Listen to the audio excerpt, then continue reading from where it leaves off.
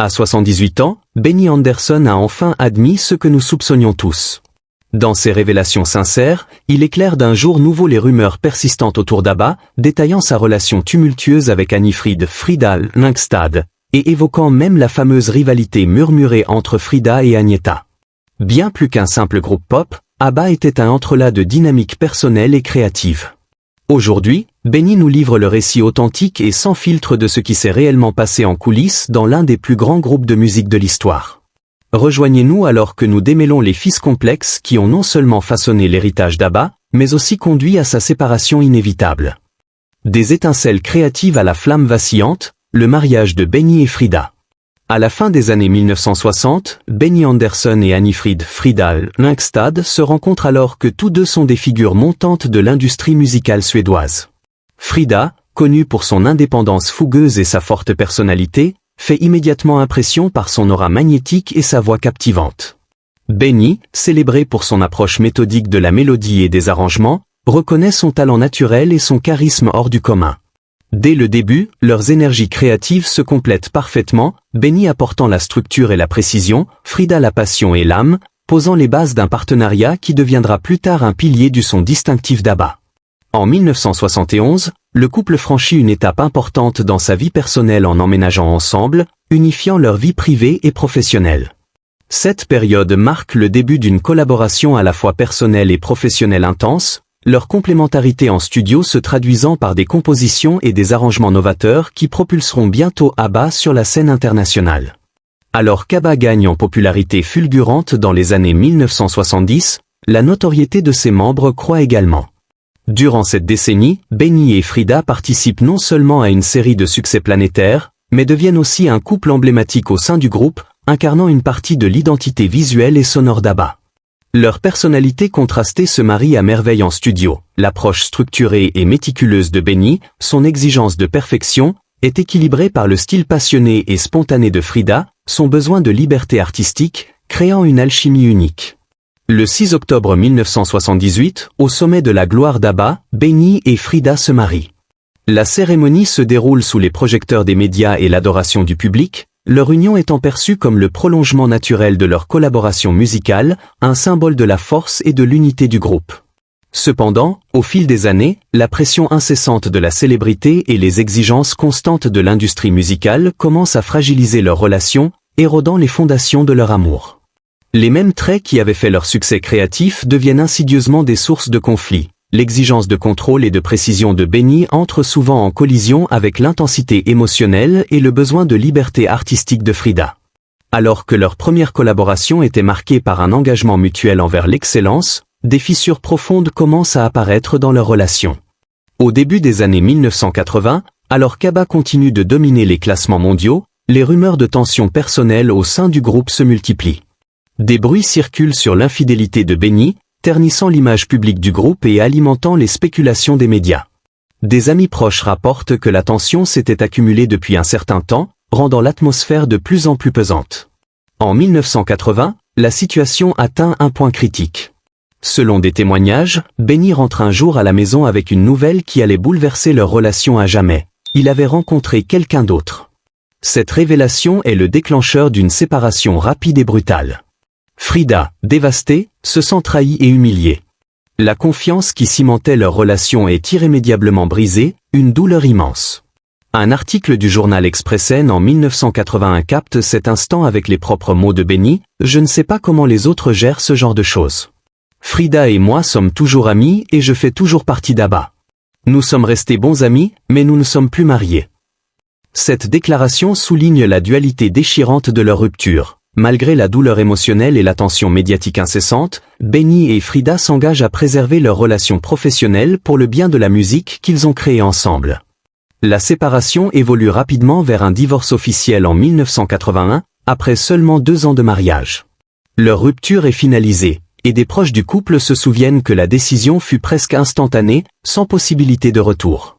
Benny avait clairement exprimé que sa nouvelle relation avec Mona Nurkli, une productrice de télévision de 37 ans, était le tournant décisif. Benny expliquera plus tard la rapidité de cette séparation. Benny est simplement rentré un jour et a dit qu'il avait rencontré quelqu'un d'autre.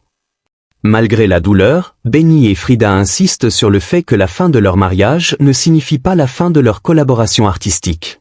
Ils continuent à travailler ensemble au sein d'ABBA. Benny précise, « Nous avons discuté de ce qui allait rester dans le groupe malgré tout ce que nous avons traversé. Nous avons décidé de rester ensemble pour la musique. » De son côté, Frida ajoute, « Maintenant que Benny et moi nous sommes séparés, nous travaillons beaucoup mieux ensemble. Notre relation n'est plus aussi intense, mais nous restons en contact. » Ces déclarations montrent que bien que leur relation amoureuse soit terminée, ils restent déterminés à honorer leur héritage musical en maintenant leur partenariat professionnel, un sacrifice personnel pour l'art. La magie perdue, quand les tensions personnelles éteignent les étincelles créatives. Peu après le divorce, ABBA tente de retourner en studio en 1982, mais il devient vite évident que la magie créative qui les avait animés autrefois n'est plus au rendez-vous. Les tensions personnelles entre Benny et Frida affectent désormais leur travail en commun, de manière palpable.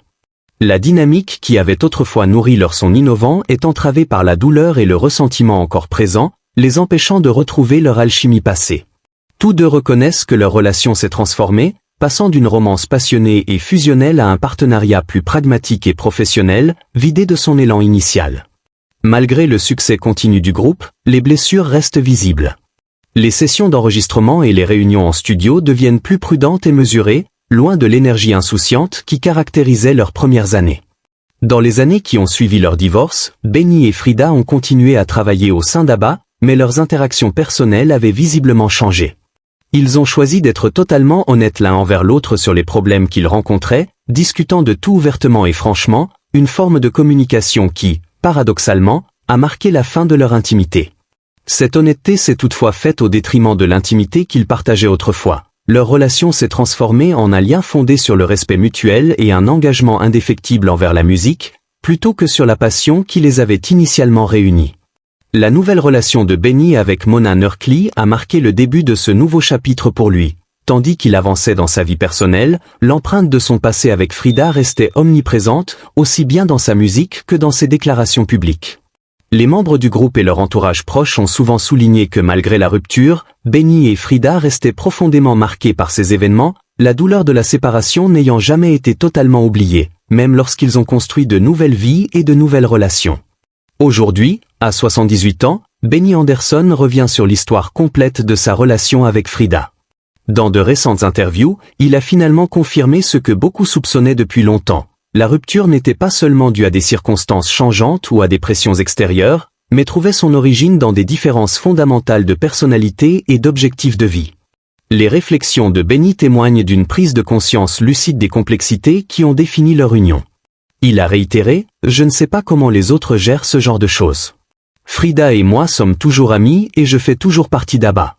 Nous sommes restés de bons amis, mais nous ne sommes plus mariés. » La rivalité silencieuse, Agnetha vs. Frida, mythe ou réalité? Au début d'ABBA, alors que le groupe trouvait peu à peu son identité, des rumeurs persistantes faisaient état d'une rivalité tacite entre les deux chanteuses principales, Agnifrid Frida Lyngstad et Agnetha Faltskog. Bien que les deux femmes aient publiquement nié toute concurrence sérieuse entre elles, les observateurs de l'époque notaient que la réalité était bien plus complexe. Dès le départ, Frida et Agnetha jouaient des rôles distincts au sein du groupe. Frida, avec sa présence scénique intense et dramatique ainsi que sa voix rauque et puissante, captivait naturellement l'attention lorsqu'elle chantait en solo. En revanche, Agnetha, avec sa beauté blonde et éthérée, ses envolées vocales cristallines et son aura de « Golden Girl », était souvent perçue comme la véritable vedette du groupe, l'image d'ABBA dans l'esprit du public, tandis que Frida était parfois reléguée au second plan. Cette différence d'image publique a contribué à l'idée qu'Agnetha était la vraie star, créant un déséquilibre perçu. Avec le temps, Frida a ressenti de plus en plus cette mise en retrait, notamment lorsque la question de savoir qui chanterait en lead ou qui figurerait sur la couverture des albums faisait surface. Dans les interviews et en coulisses pendant les années de gloire d'ABBA, ces tensions sont devenues plus visibles. Bien que les deux chanteuses aient toujours fait preuve de professionnalisme et de respect mutuel, les comparaisons incessantes des médias et les attentes du public ont creusé un fossé grandissant entre elles. Alors que l'image publique laissait entendre qu'il s'agissait d'une simple rivalité amicale ou d'un léger désaccord, ceux qui gravitaient autour du groupe savaient que Frida et Agnetha n'étaient pas toujours sur la même longueur d'onde en ce qui concernait leur importance et leur contrôle créatif. Malgré cette compétition, Frida et Agnetha ont chacune joué un rôle essentiel dans le succès d'ABBA.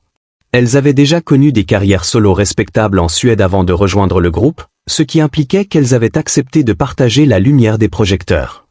Dans les premiers albums comme Ring Ring, 1973, et Waterloo, 1974, aucune des deux ne s'imposait comme chanteuse principale. Les morceaux mettaient en avant des harmonies dans lesquelles les 4 membres du groupe avaient leur place, une vraie collaboration.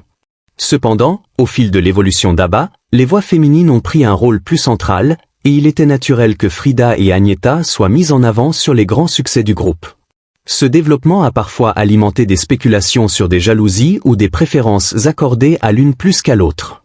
Les médias se sont rapidement emparés de ces changements, et pendant des années, des rumeurs ont circulé sur une prétendue mésentente entre les deux chanteuses. En réalité, Frida et Agnetha ont reconnu que certaines tensions avaient existé, mais elles étaient davantage dues aux pressions des tournées, au mal du pays et au harcèlement médiatique qu'à une véritable animosité personnelle. En 2009, Frida a elle-même répondu à ces rumeurs en déclarant « Beaucoup de choses ont été écrites sur les disputes et les querelles entre Agnetha et moi. Tout cela est absolument faux. Bien sûr, nous étions en compétition, mais cela a eu un effet positif. » Un événement survenu en 1980 est venu complexifier davantage de leur relation.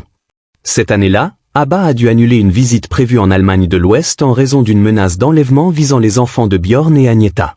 À ce moment-là, Agnetha était déjà divorcée et avait la garde de ses enfants, ce qui accentuait ses inquiétudes en matière de sécurité. En réaction, Frida a proposé d'héberger les deux familles chez elle afin d'assurer une protection supplémentaire.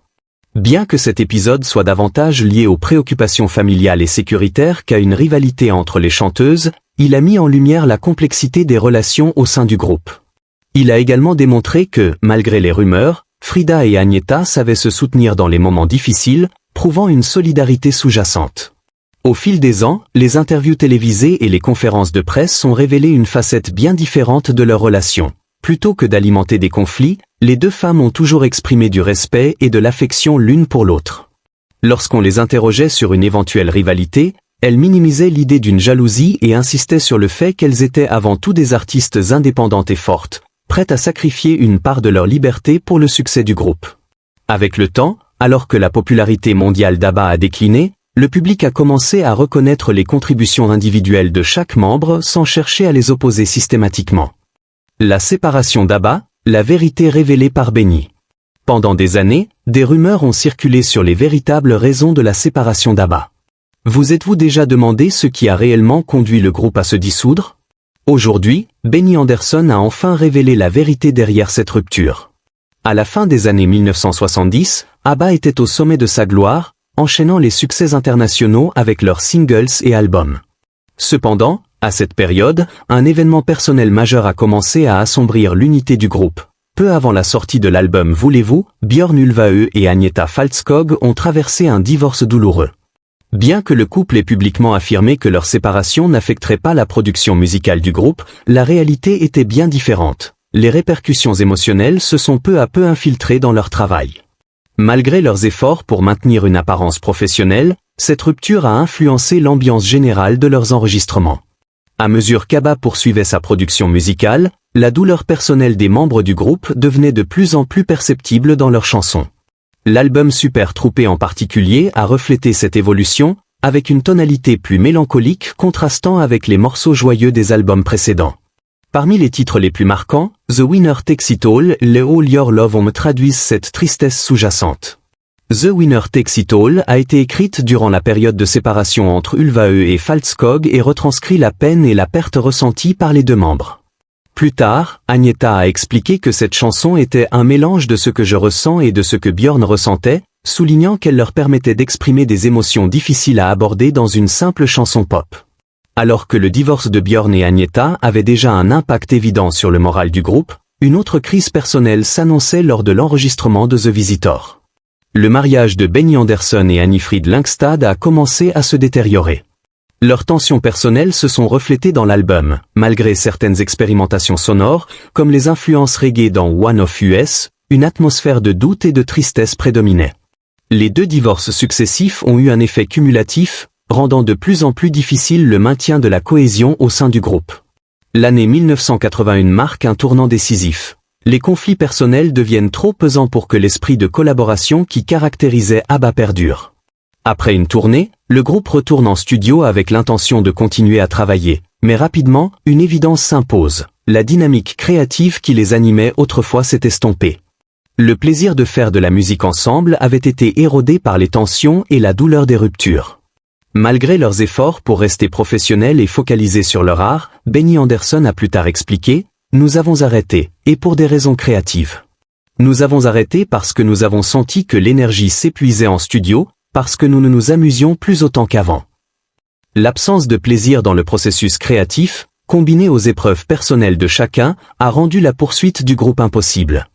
Avec une dynamique profondément altérée, ABBA a pris la décision de se séparer en 1982. En fin de compte, la dissolution d'ABBA est le résultat de bouleversements profondément personnels qui ont modifié l'équilibre interne du groupe. Les deux couples qui en constituaient la base se sont effondrés au plus fort de leur succès. Agnetha Fältskog et Björn Ulvaeus, qui avaient bâti une carrière phénoménale ensemble, ont vécu un divorce douloureux. Agnetha a plus tard avoué qu'elle avait du mal à continuer à faire partie du groupe après leur séparation, expliquant le poids émotionnel que cela représentait. Elle a également confirmé que The Winner Takes It All avait été écrite durant cette période tumultueuse. Dans son livre à I.A.M., elle a précisé que bien que leur divorce ait été présenté au public comme une séparation heureuse, la réalité était bien plus difficile, notamment en raison de la présence de leurs enfants. De son côté, le mariage de Benny Andersson et Annifrid Lyngstad s'est également détérioré durant l'enregistrement de The Visitor. Des tensions, des rumeurs d'infidélité et une distance émotionnelle grandissante ont finalement mené à leur divorce en 1981. Dans plusieurs interviews, Annifrid a confié avoir été profondément affectée par la fin de leur relation, tandis que Benny a reconnu à quel point cela avait influencé leur processus créatif. Avec les deux couples désormais séparés, l'atmosphère au sein du groupe s'était radicalement transformée. L'amusement et la camaraderie qui alimentaient autrefois leur musique avaient laissé place à un sentiment de perte et de désillusion. La décision de mettre fin au groupe n'a pas été prise à la légère. ABBA avait bâti une carrière extraordinaire, produisant 8 albums et accumulant près de 20 titres classés numéro 1. Pourtant, le poids émotionnel de leur vie personnelle était devenu insoutenable. Après une dernière tournée, le groupe est retourné en studio en 1982, mais il était clair que la magie n'opérait plus. L'absence d'énergie créative et de plaisir dans le travail en commun a confirmé que continuer sous le nom d'ABBA n'était plus envisageable. L'héritage d'ABBA, un adieu en musique et en technologie. Malgré la séparation, l'héritage d'ABBA reste indéniable, avec environ 385 millions d'albums vendus dans le monde, le groupe demeure l'un des plus grands phénomènes de l'histoire de la musique. Leurs chansons ont traversé les décennies et continuent d'inspirer de nouvelles générations. Le succès des comédies musicales et des films inspirés de leur répertoire témoigne de leur influence durable. En revenant sur le passé, Björn Ulvaeus a confirmé la principale raison de la dissolution du groupe, « Nous avons arrêté, et pour des raisons créatives. Nous avons arrêté parce que nous avons senti que l'énergie s'épuisait en studio. » Il a également souligné que la séparation n'avait jamais été censée être définitive, « Nous n'avons jamais dit c'est fini, nous nous séparerons et nous ne nous réunirons plus jamais. Nous avons simplement dit à l'époque que nous allions faire une pause, et cette pause a maintenant pris fin, a ajouté Björn lors de discussions ultérieures sur leur réunion. Pour de nombreux fans, la séparation d'ABBA a marqué la fin d'une époque. La capacité du groupe à produire des hymnes pop entraînants était, d'une certaine manière, liée aux liens personnels qui unissaient autrefois ses membres. Lorsque ces liens ont été brisés par le divorce et la perte personnelle, la musique a également changé. Les thèmes mélancoliques de Super Troopé et The Visitor témoignent du fait que même les collaborations créatives les plus fructueuses peuvent être minées par le chagrin personnel. Pendant des années, les rumeurs ont entouré ABBA, et aujourd'hui, à 78 ans, Benny Andersson a enfin admis ce que nous soupçonnions tous.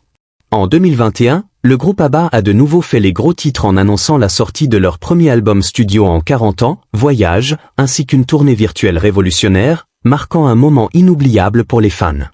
L'annonce a été accueillie avec excitation et curiosité, car beaucoup se demandaient si la magie d'ABBA était toujours là après toutes ces années. Deux nouvelles chansons, Is-T Have Faith in You et Don't Shut Me Down, ont été publiées, prouvant qu'en dépit du passage du temps, le groupe possédait toujours la même alchimie unique qui en faisait un phénomène mondial. Is-T Have Faith in You est une chanson réfléchie et nostalgique qui évoque le lien fort entre les membres, ainsi que leur reconnaissance du passé. Comme l'a expliqué Björn Ulvaeus, j'étais très ému quand j'ai écouté la musique, c'était comme revenir chez soi, mais d'une manière complètement différente. Cependant, la sortie de nouvelles musiques n'a pas annoncé une réunion complète d'ABBA, le groupe n'a pas entrepris de tournée mondiale ni ne s'est engagé à réaliser d'autres enregistrements à long terme. Comme l'a dit Benny Andersson, nous n'avons pas besoin de jouer ensemble. Ce que nous avons fait était spécial et l'est toujours, mais c'est du passé maintenant. Il semblait que la fin était proche, mais en 2021, ils ont fait de nouveau la une des journaux lorsqu'ils ont décidé de se réunir pour un nouvel album et ont annoncé une tournée virtuelle époustouflante, marquant probablement leurs derniers adieux. Benny Andersson a fait une déclaration importante au Guardian, il est temps. Cela doit se faire ainsi, vous savez. Je ne dis pas qu'ABBA ne se réunira jamais en tant que groupe, mais je peux vous dire qu'il est temps de dire adieu à tout grand projet pour l'avenir. Cela a clairement montré que bien que la musique et l'héritage d'ABBA perdureront, leur époque de performance en groupe et de création de nouvelles musiques prendrait fin après leur dernier projet. L'annonce de leur séparation initiale n'était pas due à des discordes internes ou à la pression de l'industrie, mais était une décision collective du groupe, ce qui marque un écart important avec leur première séparation en 1982, qui était pleine de tourments personnels pour les 4 membres. Le retour est présenté comme un cadeau aux fans, avec Voyage, leur premier projet musical commun depuis plus de 4 décennies. Benny Andersson et Björn Ulvaeus, les 2 membres masculins, ont révélé que l'album n'était pas influencé par les tendances musicales actuelles ou les exigences de l'industrie, ils ont simplement créé la musique qu'ils voulaient. Lorsque l'annonce de cette tournée a été faite, l'anticipation était immense. Les billets pour la tournée virtuelle d'ABBA ont été épuisés immédiatement après l'annonce, et leur site de billetterie a même planté à cause du trafic élevé, un témoignage de leur popularité intemporelle. C'est la première fois dans l'histoire de la musique qu'un groupe légendaire comme ABBA utilise la technologie de simulation 3D et des avatars, avatars, pour offrir des performances vivantes, dynamiques et proches du public.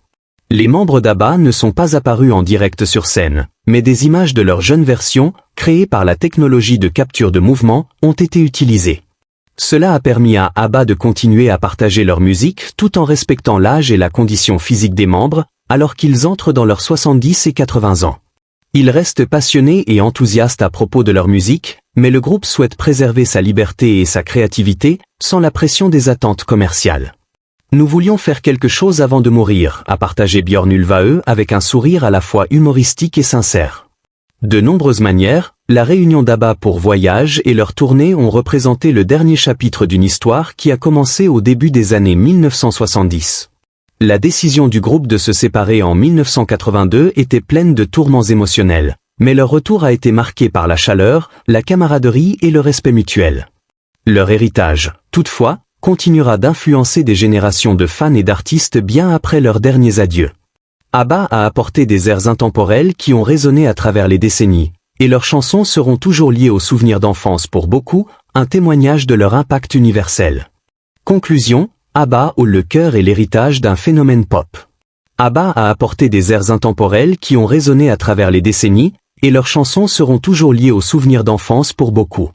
L'histoire méconnue de Björn et Agnetha, le cœur battant d'ABBA, est celle de l'amour, des luttes et du chagrin ultime.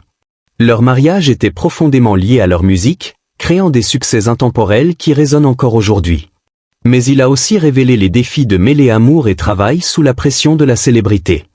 La dissolution de leur mariage a également marqué le début de la fin pour ABBA, car la pression émotionnelle sur les membres du groupe est devenue de plus en plus apparente. Pourtant, leur musique, façonnée à la fois par leur amour et leur douleur, continue de résonner dans le monde entier, un témoignage de leur génie. L'histoire de Björn et Agnetha est un témoignage des complexités de la célébrité, de l'amour et du cœur brisé, et leur musique demeure un héritage durable de l'incroyable partenariat qui était ABBA. Aujourd'hui, à 78 ans, Benny Andersson a enfin admis ce que nous soupçonnions tous. La séparation du groupe est-elle vraiment due au divorce des 2 couples fondateurs qui ont vidé le groupe de son énergie créative et de sa joie? Le poids émotionnel écrasant de ces épreuves personnelles les a-t-il empêchés de travailler ensemble comme avant? Partagez vos pensées dans les commentaires ci-dessous. Et si vous avez apprécié cette analyse approfondie, n'oubliez pas de liker, de vous abonner et d'activer la cloche de notification pour découvrir d'autres histoires fascinantes derrière la musique.